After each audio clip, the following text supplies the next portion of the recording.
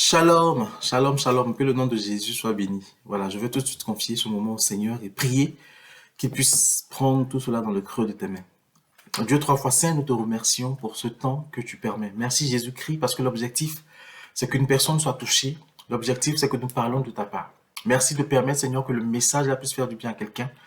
Et que, Seigneur, tu puisses aussi permettre que ce message-là puisse changer quelque chose, puisse rectifier quelque chose dans la vie de quelqu'un, au nom de Jésus. Je veux aussi prier pour toutes les personnes qui sont abonnées à nos chaînes, qui nous suivent. Je prie que tu bénisses leur vie. Je prie, Père, que tu leur donnes de se positionner dans ta destinée, Père, que ceux qui sont en train de s'en écarter, tu les ramènes au nom puissant de Jésus. Amen. Voilà, je rends grâce à Dieu pour ce temps qui est rend possible. Voilà, je bénis Dieu pour tout ce qui se passe sur cette chaîne-là. Je prie vraiment que cela puisse bénir quelqu'un. J'espère vraiment que cela vous bénit. Aujourd'hui, j'aimerais parler de quelque chose, encore du couple, mais sur un autre angle. J'aimerais juste énoncer quelques signes qui montrent que dans notre couple, ça ne va pas, qui montrent que nous sommes au bord de la rupture dans notre couple. Amen, amen. Mais avant, j'aimerais quand même qu'on comprenne, on comprenne que l'objectif de Dieu, c'est pas de rester coûte que coûte dans le couple, même quand on est battu. Ça me fait un peu mal, parce que j'ai des retours des personnes qui sont dans leur couple, parce que les conseils des bonnes personnes, les conseils des bons pasteurs font qu'ils peuvent pas partir et ils continuent d'être battus, ils continuent d'être rabaissés, ils continuent d'être humiliés par leur conjoint. Je pense pas que ce soit ça la volonté de Dieu. Donc, je vous encourage, quand vous avez des problèmes de la sorte de votre couple, quand votre mari vous bat, quand votre conjoint vous bat, quand la personne pour qui vous êtes censé être la personne la plus importante de la vie après Dieu vous bat, il faut quand même vous protéger, il faut quand même vous en éloigner un peu, le temps de prier, le temps de voir comment régler la situation. Voilà, on n'a pas vocation à venir mourir dans notre couple sous les coups de la personne qui est censée nous aimer. Je dis ça parce que j'ai trop de retours de ces personnes-là qui sont frappées, qui sont battues, qui sont aux urgences à tout moment à cause du fait d'avoir reçu des coups de leur conjoint que les pasteurs conseillent de rester dans le couple. Ce n'est pas prendre soin d'un plus petit que soi. Ce n'est pas prendre soin de son prochain. C'est pas ça. Donc, soyons raisonnés et conseillons des gens de sorte à ce que leur vie soit quand même préservée. Amen, amen. Que le nom de Jésus soit béni. Aujourd'hui, j'aimerais vraiment parler de quelques signes. Ce ne sont pas les signes, hein, quelques signes. Il y en a tellement. Mais en fait, ces quelques signes-là, si dans ton couple, tu vois ça, c'est que tu n'es pas loin de la rupture si rien n'est fait. Ce sont des signes qui sont là et qui montrent qu'il y a eu une progression, il y a eu une évolution des mauvaises choses, des mauvaises décisions, des mauvais choix dans notre couple qui font qu'on en est là. Amen. Donc, je prie vraiment que ça puisse parler à quelqu'un. La Bible dit qu'il n'est pas bon que l'homme soit seul. Ça, tout le monde le sait. Tu t'es marié, mais ce n'est pas tout. Il faut comprendre que le mariage n'est pas une fin en soi, ce n'est pas tout. Il faut entretenir ce mariage, il faut en prendre soin. J'ai l'habitude de dire que le mariage, c'est comme une maison. Une maison, quand on l'a, il faut en prendre soin. Si le mari est le chapeau, est le chef, si la femme est le pilier, si les enfants sont là pour faire qu'il y ait une bonne vie familiale, il faut en prendre soin. Sinon, la maison va partir en lambeaux. La maison va s'effriter, il y aura des infiltrations d'eau et la maison va devenir humide, il y aura des problèmes. C'est pareil pour le couple. Ça s'entretient. Amen. Des soins que tu prendras dépendra aussi de ta destinée avec ton conjoint, de la destinée de ta famille. C'est très, très, très important. Et quand on se rend compte que c'est Dieu qui a institué le mariage, avant même que le péché ne rentre dans le monde, on comprend que pour le mariage, pour Dieu, le mariage, c'est quelque chose d'important. Aujourd'hui, je vais juste parler comme je l'ai dit, c'est quelques signes là, qui nous montrent que notre mariage va mal, que notre couple ne va pas bien du tout. Amen. C'est pas parce qu'on est chrétien qu'il faut faire la politique de l'autruche, mettre sa tête dans le sable et puis espérer que les choses vont passer. Il faut parfois agir, il faut parfois réagir face à ce qui nous arrive. Amen, amen. Désolé pour les changements de temps, ça dépend de l'ensoleillement. Amen. Matthieu 18-19 nous dit, j'ajoute que si deux d'entre vous se mettent d'accord ici-bas au sujet d'un problème pour l'exposer à mon Père Céleste, il les exaucera. Amen. Et ça, c'est un problème. Bien aimé, on comprend en disant ça que si les mariés ne prient plus ensemble, si les mariés ne s'accordent plus devant Dieu, c'est qu'il y a un problème.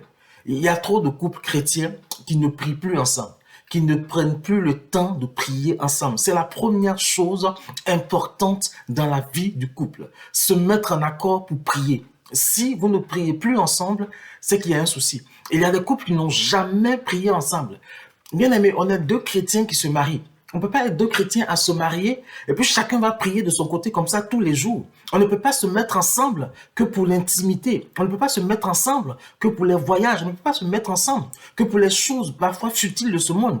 Et puis ne pas se mettre ensemble pour prier ensemble, pour méditer ensemble, pour étudier la parole de Dieu ensemble, pour faire l'œuvre de Dieu ensemble. C'est qu'il y a un problème. Si tu n'arrives pas à prier avec ton mari, tu n'arrives pas à prier avec la personne qui partage ta vie, bien aimé, c'est qu'il y a un problème. Amen, amen. Notre premier partenaire de prière, ce n'est pas le pasteur, ce n'est pas notre meilleur frère, ce n'est pas notre meilleure sœur, ce n'est pas notre meilleur ami, mais c'est notre époux, c'est notre épouse. Quand j'ai un souci, quand quelque chose me préoccupe, c'est avec mon épouse d'abord qu'on présente ça à Dieu. Quand je me réveille le matin, une fois que j'ai dit bonjour au Seigneur, que j'ai prié, c'est avec mon épouse qu'on prie le matin, qu'on confie notre journée à Dieu, qu'on confie nos enfants au Seigneur. Et c'est vrai que le roi me dit que dans la vie, là, parfois le mari part plus tôt que la femme. Moi-même, je travaillais à 2h30 de chez moi. Je partais à 5h du matin, je partais plus tôt que ma femme. Mais bien aimé, quand c'est comme ça, là, tu te lèves le matin, si ta femme dort, si ton mari dort, tu poses juste ta main sur lui, tu l'unis à ta prière, et puis vous confiez la journée. Et puis, Dieu vous entend. Tu peux pas te lever comme ça, et puis partir comme si de rien n'était. Il y a trop de choses qui se passent. Si tu pars comme ça, et en général, on part comme ça très tôt, puis on est fâché, on n'a même pas le temps de prier, et on est fâché parce que, pour diverses raisons. Prenons le temps de confier nos journées à Dieu. Prions ensemble le matin. Prions ensemble le soir. Ayons ce temps-là. Et puis associons aussi nos enfants. Et on va voir que les choses vont changer. Amen. Donc si ce n'est pas le cas, il faut reconsidérer les choses. C'est un premier élément qui va faire venir des problèmes dans ton couple. Il y a des victoires que je ne peux voir ou avoir qu'en faisant équipe dans la prière avec mon conjoint. Il y a des situations que tu vas voir se décanter dans ta vie qu'en priant avec ton conjoint, qu'en passant du temps avec ton conjoint. Le pasteur va prophétiser, le plus grand des archibishops, des prophètes, il va prophétiser, mais il ne se passera rien parce que Dieu attend simplement que tu partes en accord dans la prière avec ton conjoint pour lui présenter cette situation. Amen, amen. C'est vrai qu'il n'est pas toujours évident d'admettre, de reconnaître que dans notre couple, on a des problèmes, ou même qu'on n'est plus heureux du tout dans le couple. Bien aimé, la force de quelqu'un, la force d'une personne, c'est d'admettre que je vais mal, j'ai besoin d'aide. La faiblesse, c'est de croire qu'on est fort, qu'on va tout gérer seul. Là, si tu réfléchis comme ça, c'est que tu es une personne faible. Amen. Mais tu es une personne forte. Quand tu demandes de l'aide, quand tu sollicites de l'aide, quand tu dis Seigneur, j'ai besoin d'aide, quand tu dis mon frère, aide-moi, soutiens-moi, là c'est ta force. Parce que c'est ensemble qu'on arrive à avoir des victoires. Et la première personne qui forme cet ensemble-là, c'est ton conjoint. Amen. De plus en plus de couples chrétiens souffrent aujourd'hui. Et beaucoup se sentent piégés. Ils se sentent piégés comme dans leur couple. Et ça, c'est parce que on a fait un mauvais choix au départ. J'ai fait des trucs sur le mariage, comment choisir son fiancé, tout ça. C'est qu'on a fait des choix mauvais dès le départ. C'est pour ça que j'aime dire aux gens, quand tu vas te marier à quelqu'un qui a déjà divorcé, ne t'engage pas si tu ne sais pas pourquoi il a divorcé. Ne t'engage pas si tu ne sais pas pourquoi il s'est séparé de sa femme. Parce que si la raison pour laquelle il a quitté sa femme n'est pas réglée, il va encore divorcer. Et la vie même que nous vivons aujourd'hui nous montre, les personnes qui ont divorcé une fois vont divorcer 2 fois, 3 fois, parce que le problème n'est pas réglé. Donc, si tu te sens piégé, c'est que dès le départ, tu as fait un mauvais choix. Mais Dieu peut encore rattraper les choses. Dieu peut encore racheter le temps. Il peut encore transformer les choses. Mais tout va dépendre de ton comportement. Mais ce que je vais dire là, c'est que si ton couple a atteint ça, tu n'es pas loin de la rupture. Il faut faire quelque chose. Il faut faire quelque chose. Amen, amen. Bien aimé, regarde par exemple, tu n'es plus pressé de rentrer chez toi.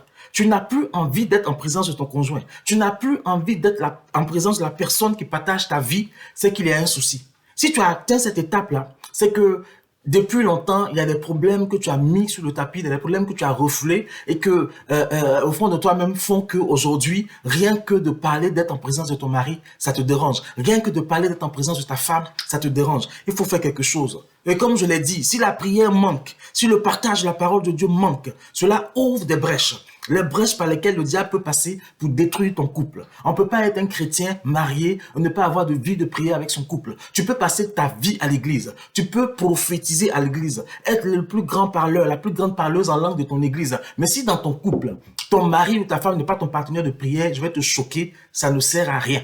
Parce que tout ce que tu prends là comme de bénédiction, tu ne viens pas en accord dans ton couple partager ça, présenter ça à Dieu, ça sert à rien. Sauf si toi tu es volontaire, sauf si toi tu veux le faire et que l'autre conjoint ne veut pas, ça c'est autre chose. Mais si vous-même personne ne fait la démarche pour avoir ce temps d'intimité spirituelle ensemble, c'est qu'il y a un souci.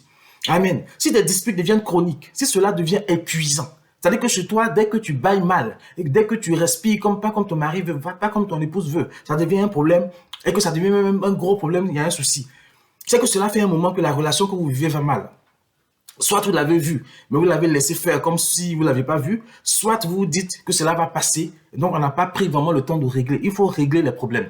Il faut prendre le temps de s'asseoir et régler les problèmes. Amen. Souvent, ce qu'on entend, c'est que je veux lui parler, mais il ne veut pas. Bien aimé, s'il ne veut pas ou si elle ne veut pas, mais bien souvent, c'est les maris qui ne veulent pas. Je ne sais pas, parce qu'on leur a dit que, et voilà, un homme ne peut pas parler à ça. Je ne sais pas ce qu'on leur a dit.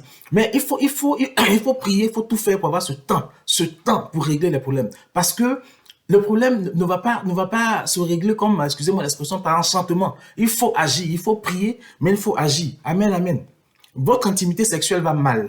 Vous n'avez plus la complicité. Le climat s'est tendu et tout peut exploser à tout moment. Il faut faire quelque chose. Oui, si l'intimité sexuelle va mal, s'il n'y a plus cet accord-là, cette entente-là, si vous n'avez plus la complicité d'un temps, si pardon, l'atmosphère est toujours tendue, il faut faire quelque chose. Et je précise que le manque de prière et le manque de lecture de la parole de Dieu laisse des brèches à Satan, que Satan va utiliser pour malmener votre couple. Donc la première chose à faire, quand vous constatez toutes ces choses-là, c'est déjà de vous mettre en prière ensemble. Amen.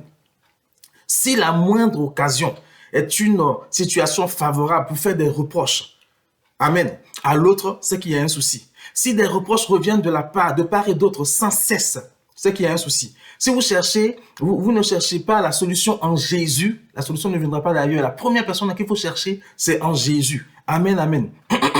Ça veut dire que ta situation a commencé à dériver depuis longtemps. Ce que je parle là, c'est un peu comme une sorte de symptomatologie de la mauvaise santé de votre couple. C'est un peu comme si... comment votre couple, en fait, ne vit même plus sous perfusion.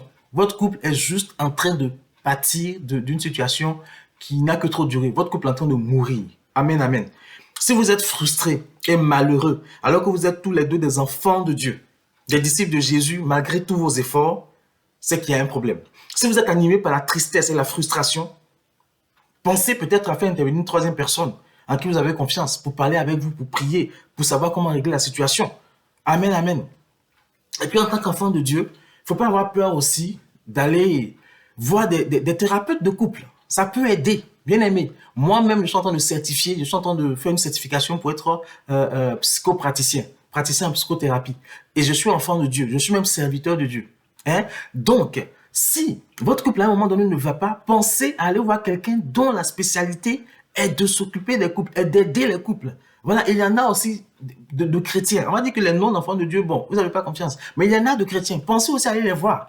Priez Dieu qui vous ouvre les yeux, que vous allez les voir. Amen, amen. Cette situation que vous vivez peut faire que vous ayez l'impression de gaspiller votre temps. Vous ne vous projetez plus dans l'avenir avec votre conjoint. Si vous en êtes à là, votre couple est vraiment en train de partir. Votre couple a besoin d'aide. Votre couple a besoin d'aide. Amen.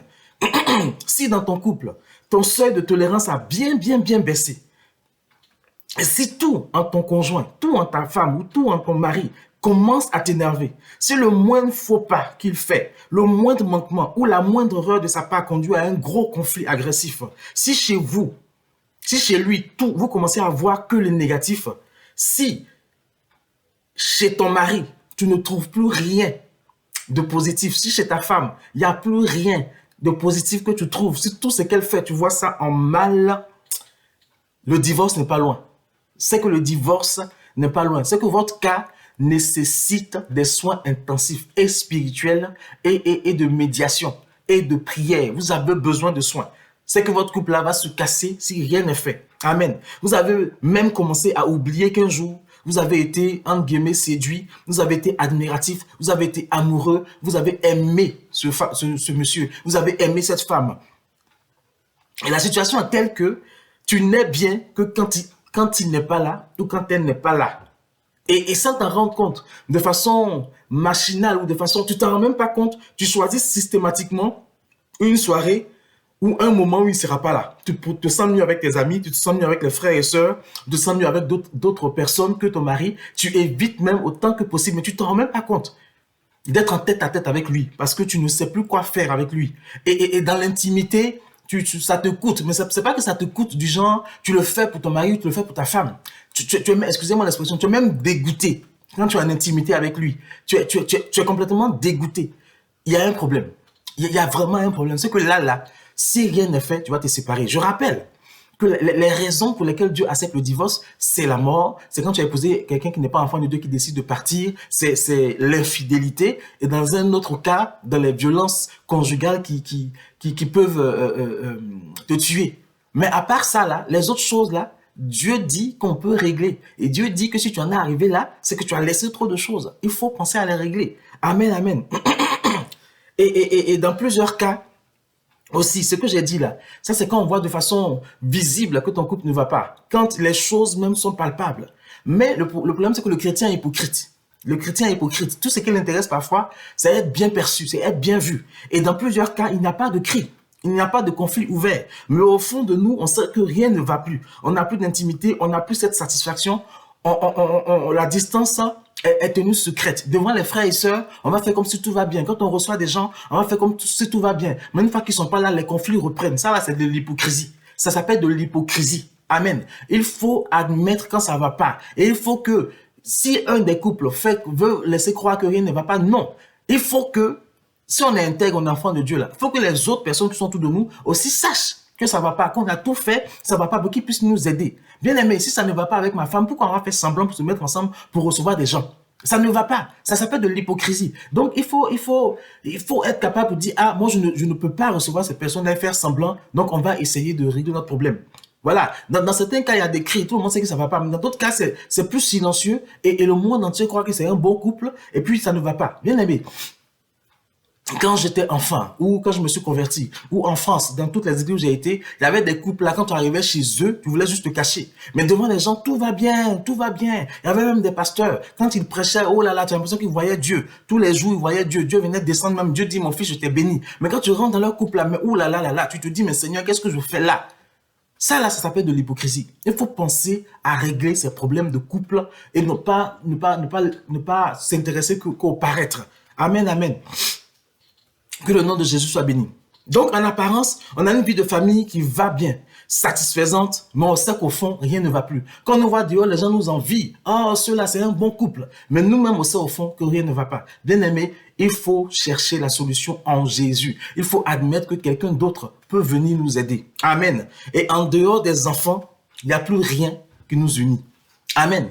La femme va s'affairer, quand le mari est là, s'affairer, à s'occuper de tout. Le mari va s'affairer aussi, à faire des choses qui vont faire que ils vont pas avoir de tête à tête. Je ne parle pas des couples où la femme est obligée de faire les choses seule parce que le mari n'aide pas. Je ne parle pas des couples où le mari est obligé de faire les choses seule parce que la femme n'aide pas. Je parle des couples où au début, quand on s'est réunis, on faisait tout ensemble. Quand les enfants sont nés, on repartissait bien les tâches et puis subitement, parce que les choses ont progressé de façon négative. On préfère maintenant se jeter sur les enfants, on préfère se jeter sur les tâches à faire plutôt que de rechercher un tête-à-tête avec la personne qui partage notre vie. Les enfants sont devenus maintenant ce qui nous préoccupe. En fait, s'il n'y a pas d'enfants au milieu, on ne sait pas de quoi parler. On n'a rien à se dire. Amen. C'est qu'il y a un problème. En dehors des enfants, il n'y a rien qui nous unit. Il n'y a rien qui nous unit. Tout nous sépare. Et dès que je respire, même ça t'énerve. Alors qu'avant, mes ronflements même, tu prenais ça comme une berceuse. Maintenant, mes ronflements font que tu as envie de m'énerver. Et tu trouves tout prétexte pour sortir du lit conjugal, pour aller dormir dans le canapé, pour aller dormir dans la chambre d'amis. Tu vas trouver tout prétexte pour durer au travail, pour que le travail soit prolongé. Tu te sens mieux en dehors de ton couple. Tu te sens mieux avec tes autres amis qu'avec ta femme, qu'avec ton mari. Bien aimé, ton couple va mal.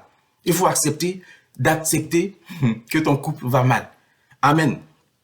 Si tout ce que nous venons de citer là, toutes les situations évoquées se retrouvent dans ton couple, c'est qu'il y a un souci. Il faut chercher à régler cela. Je le répète, Dieu fait qu'il y ait des psychothérapeutes. Dieu fait qu'il y ait des personnes chrétiennes qui sont en train de travailler pour que les couples aillent bien. N'hésitez pas à les contacter. N'hésitez pas à aller les voir. Voilà, acceptez une psychothérapie avec des personnes qui sont enfants de Dieu. Si vous doutez de ceux qui ne sont pas enfants de Dieu, ce n'est pas une faiblesse, bien aimé, au contraire, c'est une force.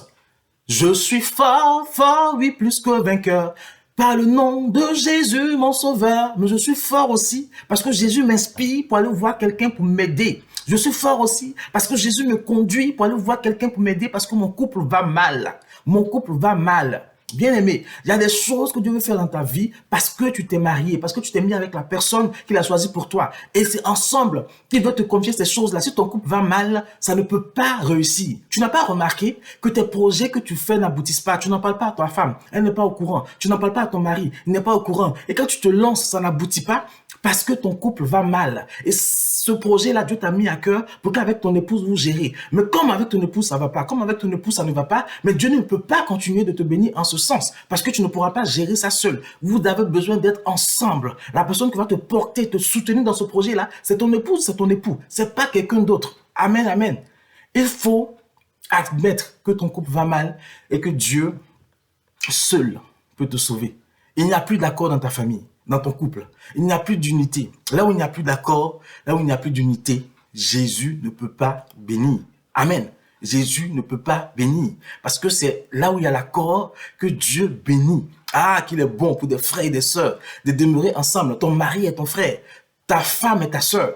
Et il est bon d'être ensemble. Mais si pour vous, vous ne pouvez pas demeurer ensemble, ce n'est pas bon d'être ensemble, la Bible ne peut pas dire que c'est là que Dieu déverse sa bénédiction. Non, c'est pas possible. Accepte mon frère, accepte ma sœur, que ton couple va mal. Amen.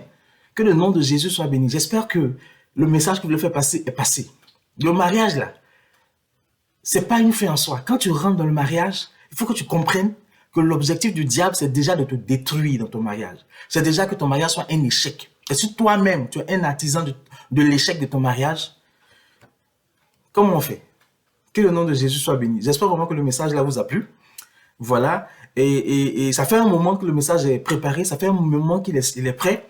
Et puis, je prêchais autre chose, exhortais sur autre chose à la place. Et la semaine dernière, là, le Seigneur m'a montré de façon claire que je devais exhorter sur ça. Je devais les énumérer comme ça, sans trop de trucs, dont j'ai obéi au Seigneur. J'espère que ça va rectifier quelque chose. J'espère que tu vas admettre, tu vas accepter d'admettre que ton couple va mal, que tu as besoin d'aide. Alléluia. Que le nom de Jésus soit béni. Si le message là t'a plu, si ça t'a fait du bien, n'hésitez pas à le partager, à le liker. Et puis si vous avez des questions, si vous avez besoin de prière, n'hésitez pas aussi à nous contacter. Voilà, on répond toujours. Bon, il y a des personnes qui ont demandé qu'on les contacte, mais quand on essaie de les joindre, ça sonne dans le vide. Voilà, si vous estimez que vous êtes disponible, n'hésitez pas à nous recontacter pour qu'on puisse vous recontacter. Voilà, que le nom de Jésus soit béni. Et puis, on se retrouve une prochaine fois pour la prochaine exhortation. D'ici là, rappelez-vous toujours que Yeshua HaMashiach, c'est notre Seigneur, notre Sauveur personnel et le Dieu d'éternité. Jéhovah, le Dieu qui a créé toutes ces choses-là, lui, c'est notre papa. Il faut toujours s'en souvenir, c'est notre papa. Que le nom de Jésus soit béni. À bientôt.